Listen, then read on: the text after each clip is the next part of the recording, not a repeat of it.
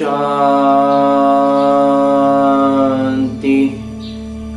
ओम शांति। बाबा बाबा ओम शांति।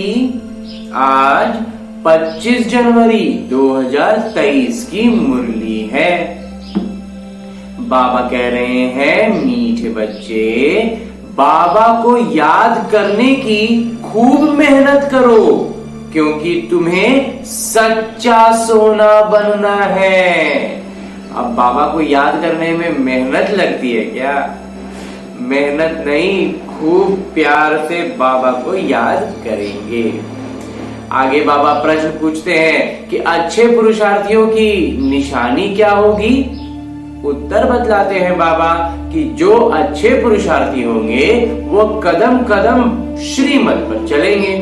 सदा श्रीमत पर चलने वाले ही ऊंच पद पाते हैं। जो निरंतर श्रीमत पर रहेंगे उन्हीं को ना ऊंच पद मिलेगा। जो बार बार ऊपर नीचे करते रहेंगे तो पीछे हो जाएंगे। तो बाबा बच्चों को सदा श्रीमत पर चलने के लिए क्यों कहते हैं? क्योंकि वो एक सच्चे सच्चे माशूक है, बाकी सब उनके आशिक हैं। ओम शांति। ओम शांति का अर्थ तो नए व पुराने बच्चों ने समझा है।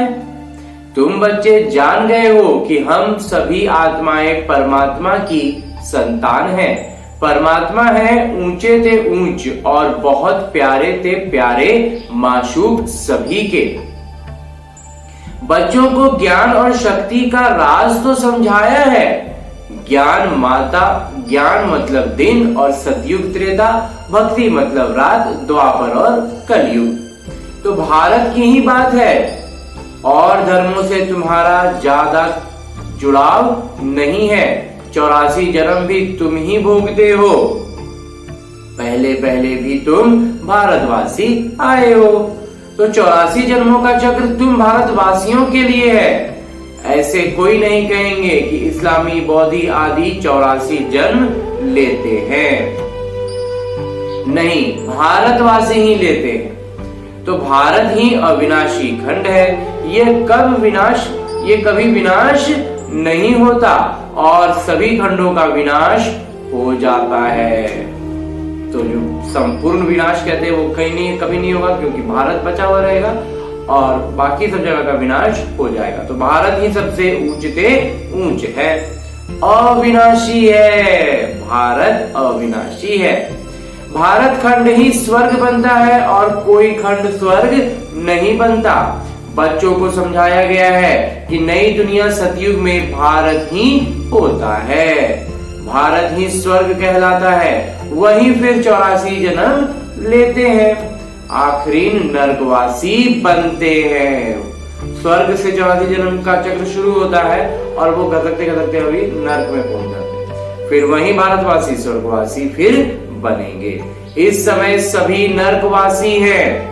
फिर और सब खंड विनाश होंगे, बाकी भारत ही रहेगा। भारत खंड की महिमा अपरम अपार है। भारत की भी महिमा अपरम अपार है। वैसे परमपिता परमात्मा की महिमा और गीता की महिमा भी अपरम अपार है, परंतु सच्ची गीता की वो झूठी वाली गीता नहीं, जहां बहुत कुछ रावण ने मैनिपुलेट कर दिया है, हौच पौच कर दिया है, मिला दिया है और हमारी बुद्धि उसमें जाके उलझ जाती है।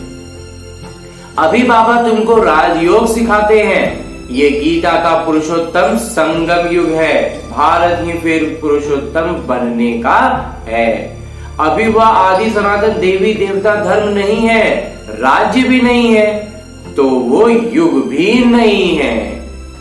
तो बाबा ने समझाया है कि यह भूल भी नाटक में है। ये नाटक में है कि ऐसा ऐसा सब गड़बड़ होते जाता है। तो गीता पर फिर श्री कृष्ण का नाम रखेंगे।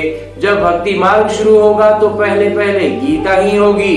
अभी वह गीता आदि सब शास्त्र खत्म हो जाने हैं, बाकी सिर्फ देवी देवता धर्म ही रहेगा।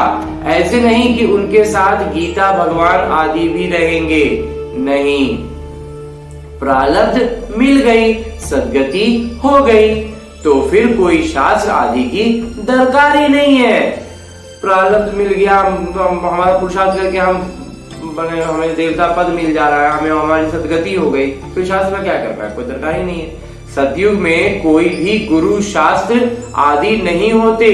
इस समय तो अनेक गुरु हैं भक्ति सिखलाने वाले, तो सदगति देने वाले तो एक ही रूहानी पिता है जिनकी अपरम अपार महिमा है।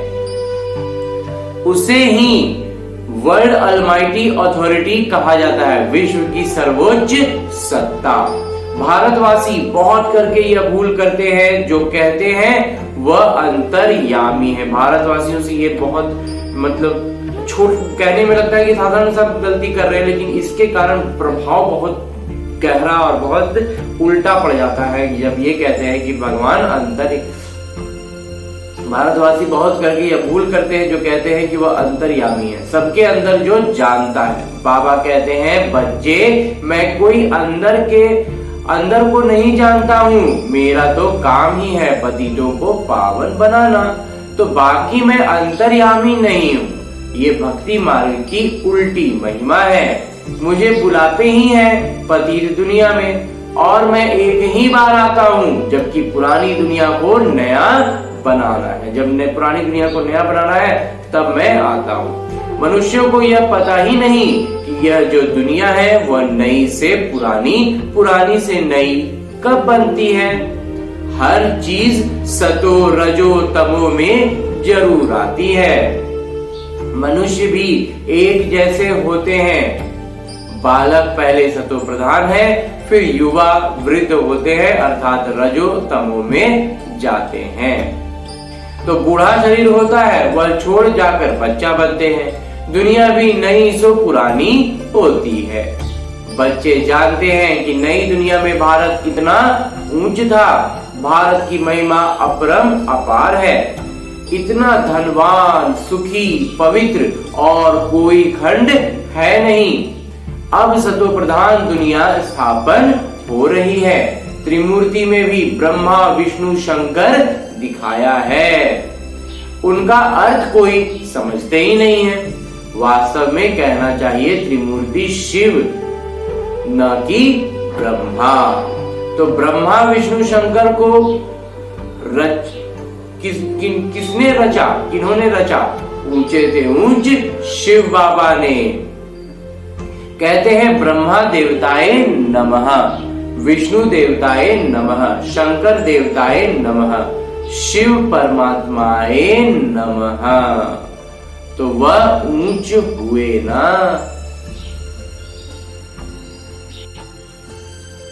वो है रचयिता, गाते भी हैं। परम पिता परमात्मा ब्रह्मा द्वारा ब्राह्मणों की स्थापना करते हैं, फिर परमात्मा बाबा द्वारा मतलब वर्षा भी, परमात्मा के द्वारा हमें वर्षा भी मिलता है।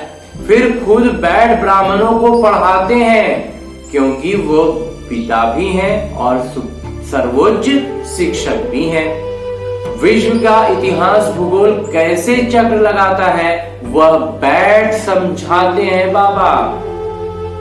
वही ज्ञानवान है, बाकी ऐसे नहीं कि यह जानी जाननहार है, यह भी भूल है। जैसे कण में भगवान कहते हैं वो एक भूल है, वैसे ही अंतर्यामी कहना भी भूल है। भक्ति मार्ग में कोई बायोग्राफी, ऑक्यूपेशन को नहीं जानते। कोई भी भक्ति मार्ग में जो हम जब तक होते हैं तब तक हमें भगवान के बारे में कुछ मालूम नहीं होता, और वो करते क्या है वो भी मालूम नहीं होता। तो यह जैसे गुड़ियों की पूजा हो जाती है। कलकत्ते में गुड़ियों की पूजा कितनी होती है, फिर उनकी पूजा कर खिला पिला कर समुद्र में डुबो देते हैं। शिव बाबा परम प्रिय हैं। बाबा कहते हैं मेरा भी मिट्टी का लिंग बनाकर पूजा आदि कर फिर तोड़ फोड़ देते हैं। तो सवेरे बनाते हैं, शाम को तोड़ देते हैं। ये सब है भक्ति मार्ग, अंधश्रद्धा की पूजा। मनुष्य गाते भी हैं आप ही पूज्य आप ही पुजारी। बाबा कहते हैं मैं तो सदैव पूज्य हूँ, मैं तो आकर सिर्फ पतितों को पावन बनाता हूँ। 21 जन्मों के लिए राज्य भाग्य देता हूँ। भक्ति में है अल्पकाल का सुख, जिसको सन्यासी काग विष्टा समान सुख कहते हैं। सन्यासी घर बार छोड़ देते हैं, वो है हद का सन्यास, हठ योगी है ना। भगवान को तो जानते ही नहीं, ब्रह्म को याद करते हैं, ब्रह्म तो भगवान नहीं। भगवान तो एक ही निराकार शिव है, जो सर्व आत्माओं के पिता हैं। ब्रह्म है हम आत्माओं के रहने का स्थान। वह ब्रह्मांड स्वीट होम है हमारा, मीठा घर, शांति धाम। वहां से हम आत्माएं यहाँ किरदार निभाने आते हैं। आत्मा कहती है हम एक शरीर छोड़ दूसरा शरीर लेते हैं। 84 जन्म भी भारतवासियों के हैं, जिन्होंने बहुत भक्ति की है, वहीं फिर ज्ञान भी ज्यादा उठाएंगे। उनको ज्ञान की बातें भी ज्यादा समझ में आएंगी, जिनकी भक्ति में सच्चाई थी। बाबा कहते हैं बच्चे गृहस्थ व्यवहार में भल रहो, परंतु श्रीमत पर चलो। तुम सब आत्माएं आशिक हो एक परमात्म माशूक के। द्वापर से लेकर तुम याद करते आए हो। दुख में आत्मा बाबा को याद करती है। ये है ही दुख धाम। आत्माएं असली शांति धाम की निवासी है।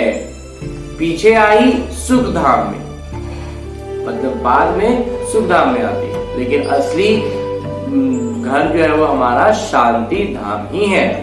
फिर हमने 84 जन्म लिए। हम सो हम का अर्थ भी समझाया है। वह कह देते आत्मा सो परमात्मा, परमात्मा सो आत्मा। अब बाबा समझाते हैं कि आत्मा सो परमात्मा कैसे हो सकता है। परमात्मा तो एक है, उनके सब बच्चे हैं। साधु संत आदि भी हम सो का अर्थ गलत कर देते हैं। अब बाबा ने समझाया है हम सो का अर्थ ही है हम आत्मा सतयुग में सो देवी देवता थी। फिर हम सो क्षत्रिय और हम सो वैश्य और हम सो शूद्र बने। अब फिर हम सो ब्राह्मण बने हैं, हम सो देवता बनने के लिए। ये है यथार्थ अर्थ, ये सही अर्थ ये हुआ। वो है बिल्कुल गलत जो कह देते हैं कि आत्मा सो परमात्मा। बाबा कहते हैं मनुष्य रावण की मत पर चल, कितने झूठे हो गए हैं। इसलिए कहावत है झूठी माया झूठी काया। सतयुग में ऐसा नहीं कहेंगे। वो है सचखंड, वहां झूठ का नाम निशान नहीं है। यहाँ फिर सच का नाम नहीं है, फिर भी आटे में नमक कहा जाता है। सतयुग में है दैवी गुण वाले मनुष्य, उन्हों का है देवता धर्म। पीछे और धर्म हुए हैं तो द्वैत हुआ। द्वापर से आसुरी रावण राज्य शुरू हो जाता है। सतयुग में रावण राज्य भी नहीं हो, नहीं तो 5 विकार भी नहीं हो सकते। जब सतयुग में रावण का मतलब पूरी तरह से पीछे हो जाता है तो फिर वहां पर भी कोई विकार भी नहीं होते हैं, तो वो है संपूर्ण निर्विकारी। राम सीता को 14 कला संपूर्ण कहा जाता है। राम को बाण क्यों दिया है ये भी कोई नहीं जानते। हिंसा की तो बात नहीं। तुम हो ईश्वरीय छात्र तो फादर भी हुए, तुम हो गॉडली स्टूडेंट तो फादर भी हुए। स्टूडेंट है तो वो टीचर भी हुए। तो जब हम ईश्वरीय छात्र हैं तो बाबा हमारे शिक्षक भी हुए, और जब हम उनके बच्चे हो गए तो वो हमारे पिता भी हुए। तो बाबा तो तीनों रूप में हमारे साथ होते हैं। फिर तुम बच्चों को सदगति दे स्वर्ग में ले जाते हैं तो सतगुरु भी हो गए।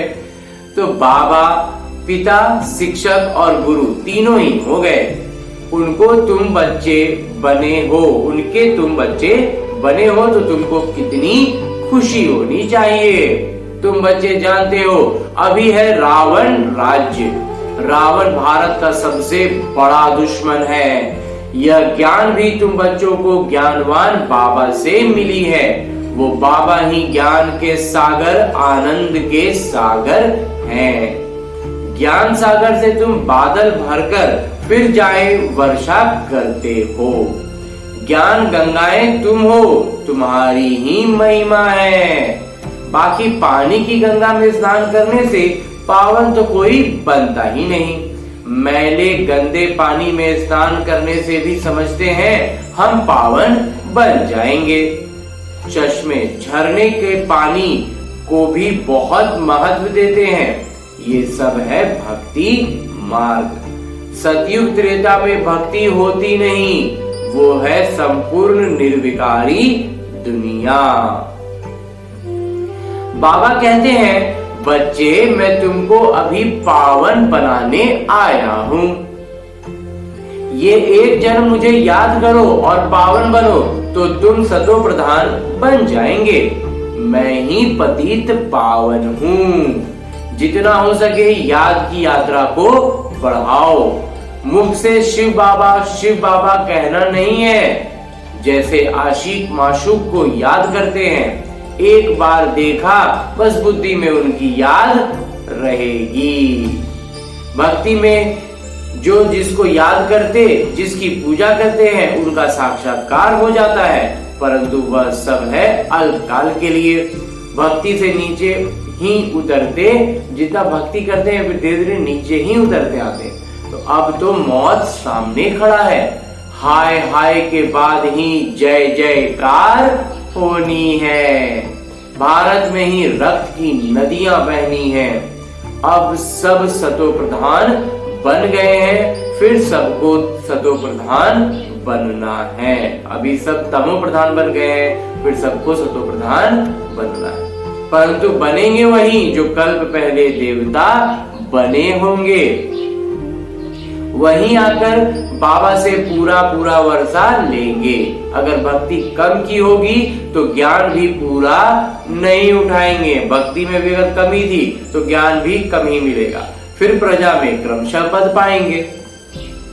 अच्छे पुरुषार्थी कदम कदम श्रीमत पर चल अच्छा पद पाएंगे।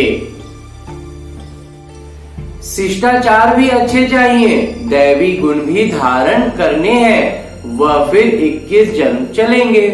अब है सबके आसुरी गुण, क्योंकि पतित दुनिया है ना। तो तुम बच्चों को विश्व का इतिहास भूगोल भी समझाया गया है। इस समय बाबा कहते हैं, बच्चे याद की बहुत मेहनत करो तो तुम सच्चे सोना बन जाएंगे। सतयुग है स्वर्णिम युग, सच्चा सोना। फिर त्रेता में चांदी की अलॉय पड़ती है। फिर त्रेता आता है तो थोड़ा थोड़ा चांदी मिलने लगता है, तो कलाएं कम होती जाती हैं। अब तो कोई कला ही नहीं है। अब ऐसी हालत हो जाती है, तब बाबा आते हैं। जब कोई कला नहीं बचती तब बाबा आते हैं। ये भी नाटक में नून है। तुम एक्टर्स हो ना, तुम कलाकार हो ना, तो तुम जानते हो कि हम यहाँ किरदार निभाने आए हैं। किरदार अगर नाटक के आदि मध्य अंत को न जाने तो उनको बेसमझ कहा जाता है। कोई भी कलाकार हो, वो जो उसका जो रोल दिया गया वो तो रोल अपना निभाता ही है, साथ में उसको पूरा स्क्रिप्ट मालूम होता है, पूरी कहानी मालूम होती है, तो उस हिसाब से वो उसको एक्ट करना आसान हो जाता है। तो बेहद के पिता कहते हैं कि सभी कितना बेसमझ बन गए, सब कोई भूल गए, तो सब बेसमझ हो गए पड़े हैं। अब मैं तुमको समझदार हीरे जैसा बनाता हूँ। फिर रावण आकर कौड़ी जैसा बना देता है। तो अब इस पुरानी दुनिया का विनाश होना है। सबको मच्छरों से दृश्य ले जाता हूँ। तुम्हारा परम उद्देश्य सामने खड़ा है। ऐसा बनना है तब तुम स्वर्गवासी बनेंगे।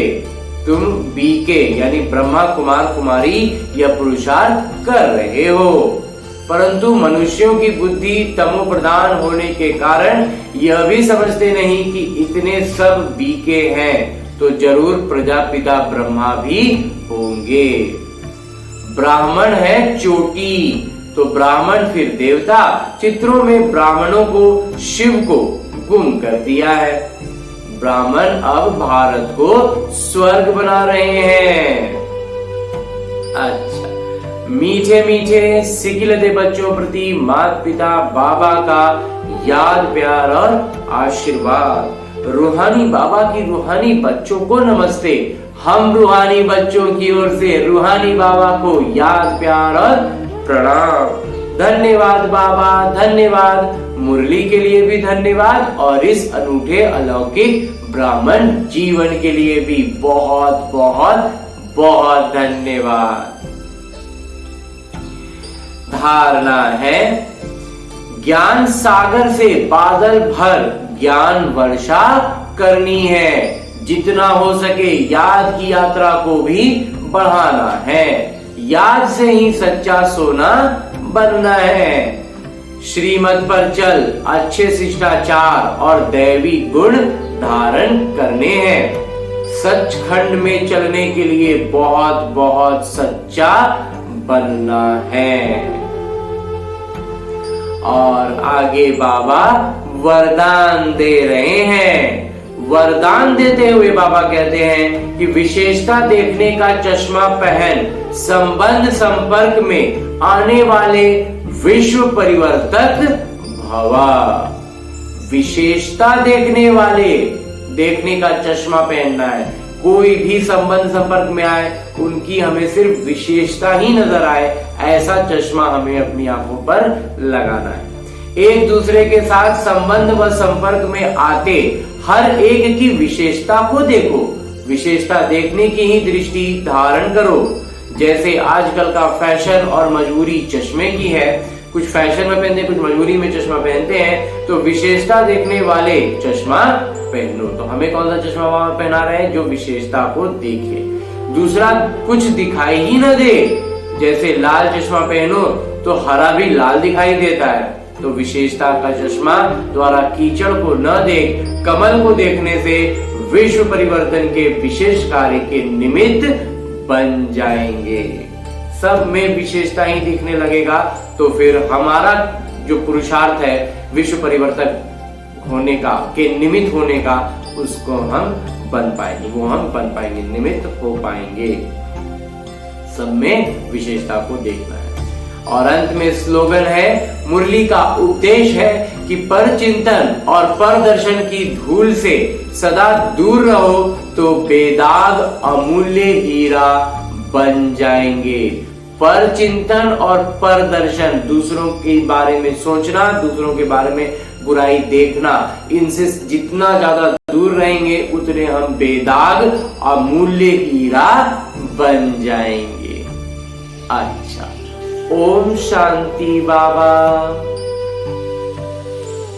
बाबा ओम।